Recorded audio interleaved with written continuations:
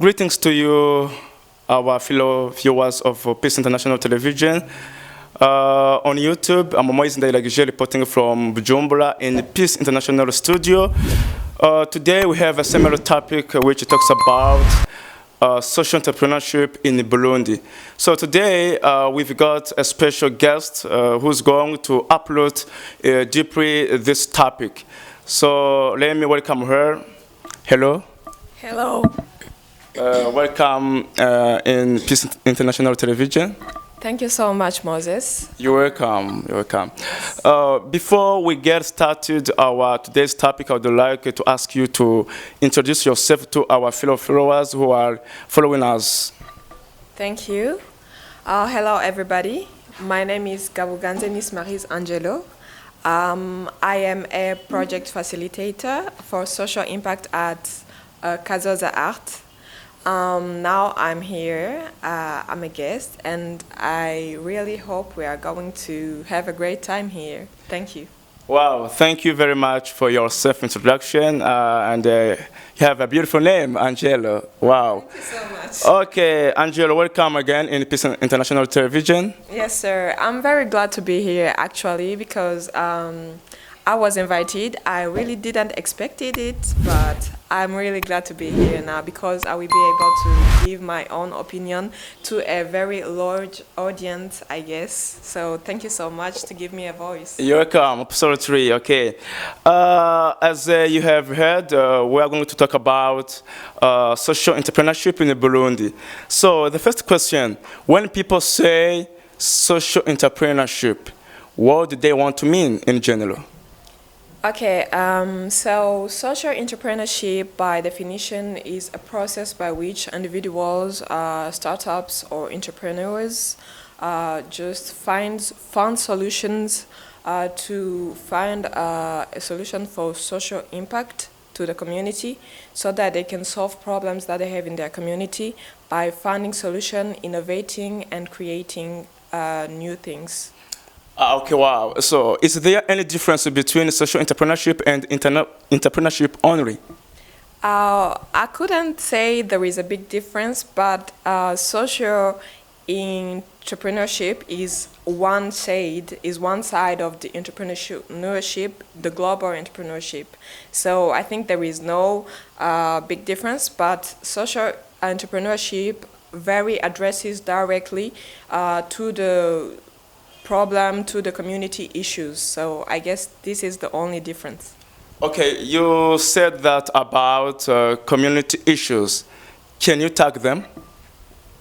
Yes, sir. Thank you. So when we are talking about social entrepreneurship, it goes on all the levels. So now in our country we have very many organizations and we have many projects working on this.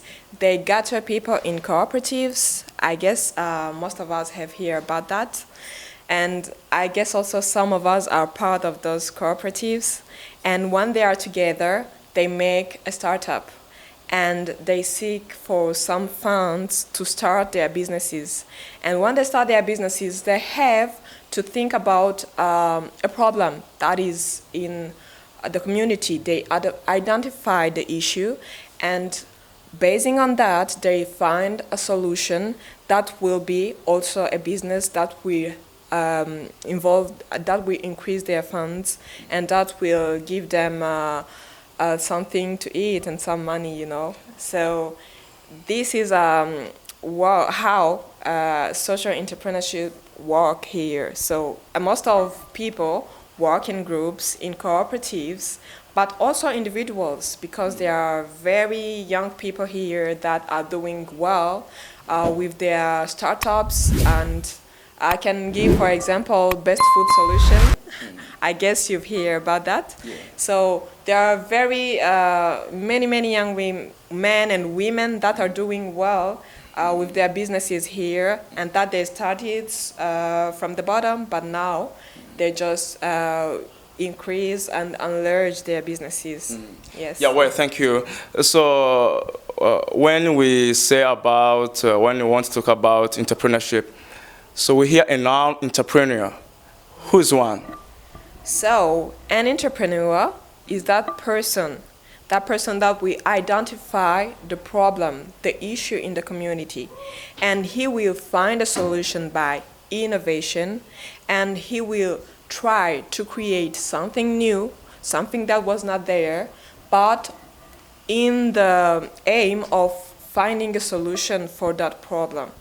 So I can say that an entrepreneur, a social entrepreneur, is a solution for the community and also for his own self-development. Okay, we already know about school leavers, the one who got degrees at the university, secondary school. So should entrepreneur be the one who's a school leaver? Oh, no, not really. So, if someone tells you one day to leave the school just to be an entrepreneur, I think the most important thing, you should listen to yourself. So, everyone has his schedule. He knows where he wants to be. The first thing is to get out of the comfort zone, because you could be studying university and think that after university you will find a job and you will be very comfortable with your monthly salary. But guys, let me tell you, monthly salary will never be enough for you and for your family. And it will never, never, never, just one source of income will never help you to develop yourself and either develop your community or your country. So that's good. When you are studying, when you are making university, you will have a degree, that's great. But you have to know that if it comforts you, if you really feel comfortable with doing that, and also, for example, with having only one source of income in your life, if you feel comfortable with that, it's not good. You have to get out of your comfort zone. You have to do something new, something to create something that was not there, so that you can find a solution for the community. Because business opportunities are everywhere, but we have to be very clear. We have to have that sense of an entrepreneur, to see everywhere and to identify those problems we have to solve, because they are there. They are just waiting for us.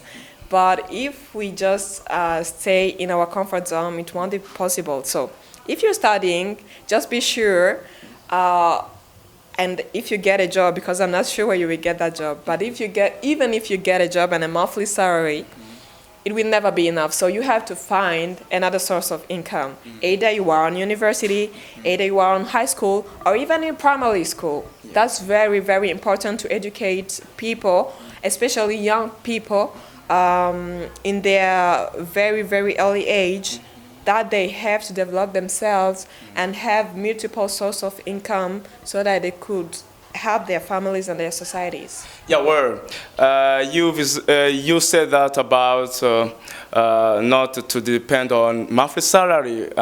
So do you think that how can you start, or how can you set up your cooperative without a capital of finances?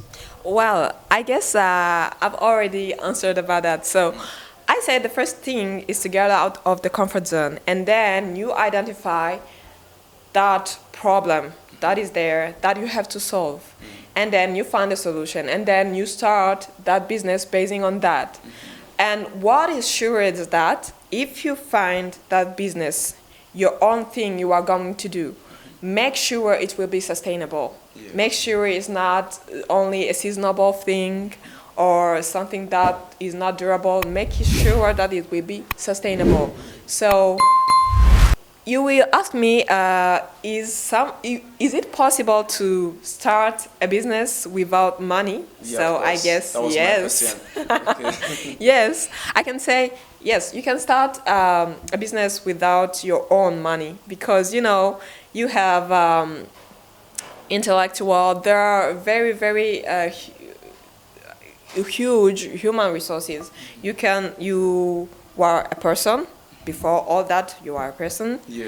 And you are intelligent. You have the capacity and ability to think and to innovate, and creating new things. So you have to just sit somewhere and just do brainstorming so that you can find a solution, because you will find it.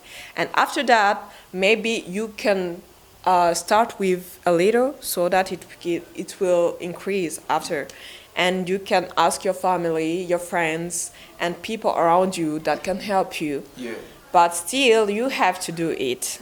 You have to do it even if you don't have money, even if you're at school, even if you're jobless. You have to start something. That's what I say. It's not easy at all.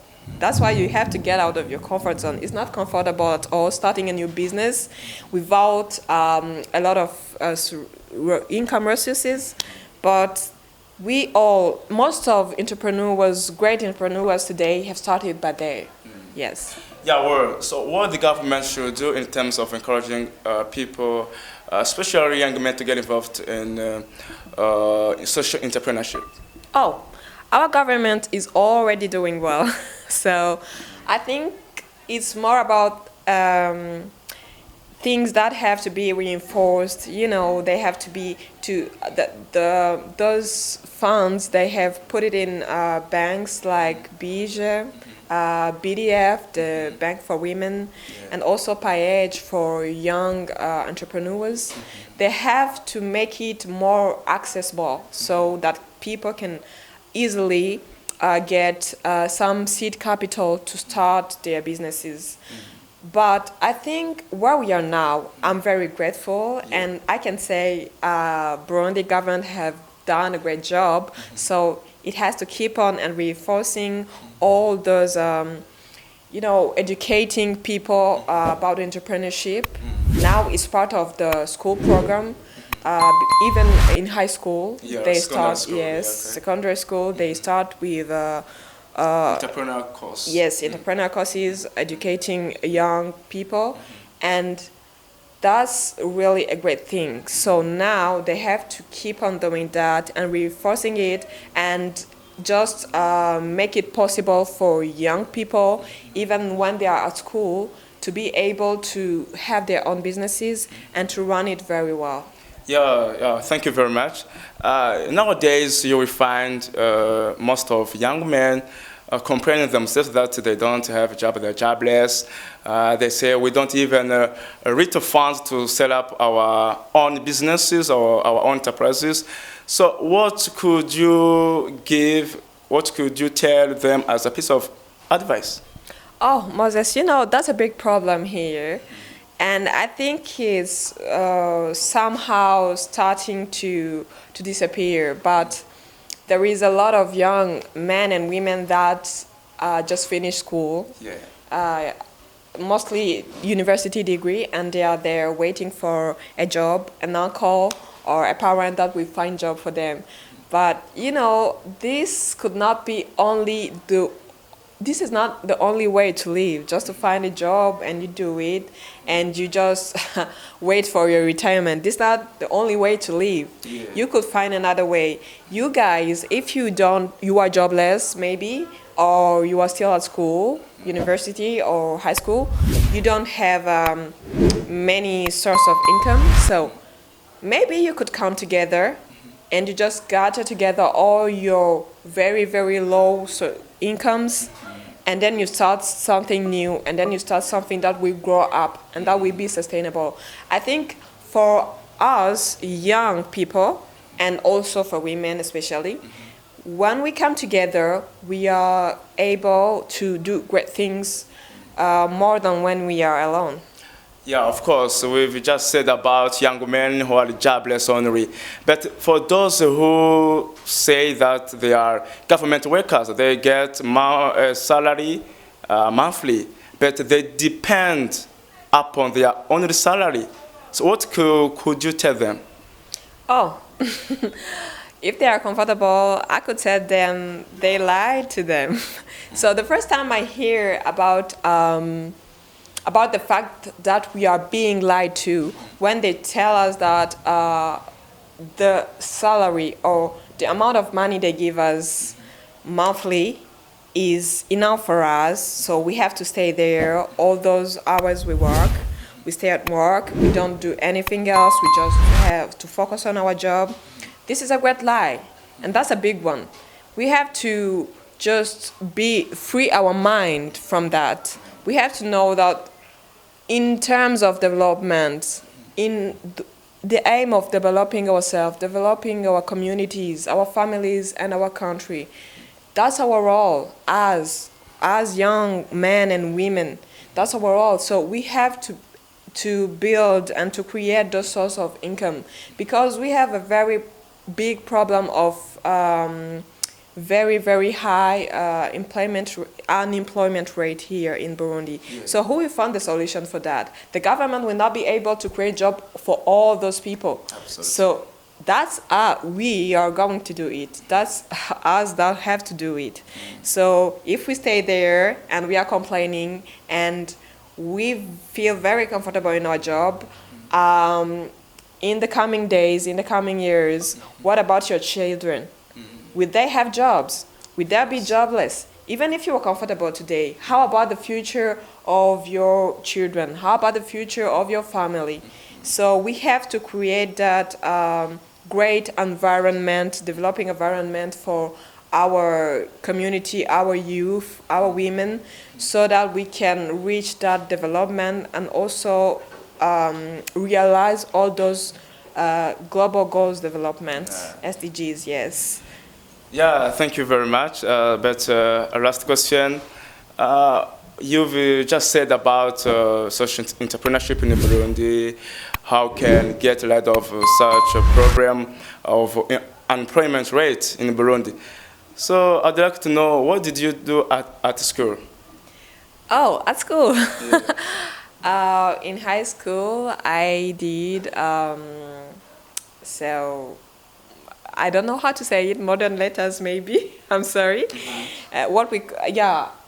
We say, yes, arts. So in university, I did clinical psychology. Okay. So I can add also that I was really, really happy that after university degree, I will find a job and I will be, I will have my family, my own family, and then we'll live like that till retirement.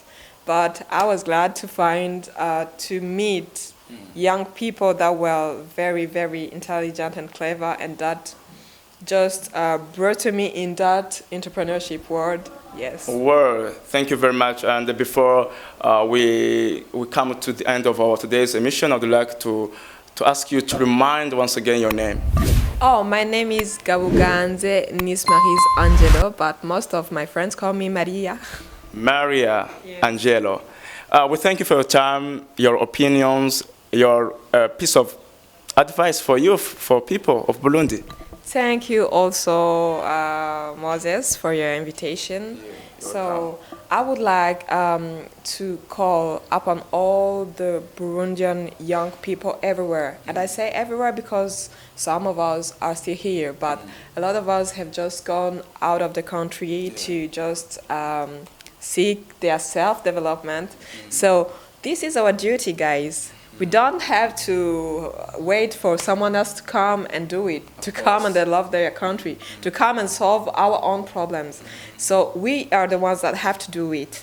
So go and develop yourself and have some degrees, PhD, masters, and those who are here, have your jobs, do your studies, but always remember that we are the ones who are going to make a change.